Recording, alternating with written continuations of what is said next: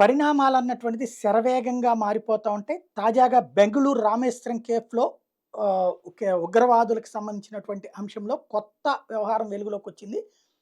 వాడెవడో బెంగుళూరులోని వైట్‌ఫీల్డ్‌లో రామేశ్వరం కేఫ్‌లో బాంబు పెట్టినటువంటోడు, forensic science laboratory, bomb disposal squad, dog squad బృందం విచారణ ఓ పక్కన జరుపుతోంది. ఈ పేలుడులో 10 మందికి గాయాలైనాయని తేల్చారు. బెంగుళూరు పోలీసులు ఐపీసీ సెక్షన్ 307, 471, ఉపా చట్టం 16, 18, 38 కింద ఎఫ్ఐఆర్ నమోదు చేశారు.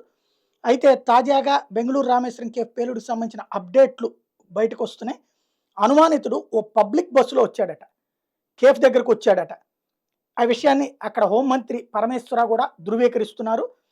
ఆ సాక్ష్యాధారాల కోసం సీసీటీవీ ఫుటేజ్‌ని పరిశీలిస్తుంటే, ఒకడు బస్సులో వచ్చి ఇడ్లీ తిని అక్కడ చేయి అక్కడ పెట్టి వెళ్ళాడన్నటువంటిది తేలింది. బీఎంటీసీ బస్సు ఆ మార్గంలో కదిలింది అన్నటువంటి విషయం. దాంట్లో ఎక్కి వెళ్ళాడు అన్నటువంటిది ప్రస్తుతానికి ప్రాథమికంగా ఉన్నటువంటిది.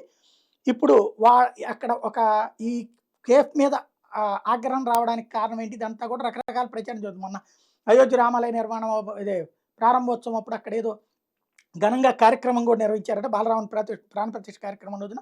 అందుకోసం జరిగిందా ఏంటనేది వాడు దొరికితే గాని తేలదు. ప్రస్తుతం అయితే స్పెషల్ బ్రాంచ్ పోలీసులు బెంగుళూరు బ్లాస్ట్ అనుమానితుడినొక్కడిని అదుపులోకి తీసుకున్నారన్నటువంటి ప్రచారం కూడా జరుగుతుంది. తేలాల్సి ఉంది.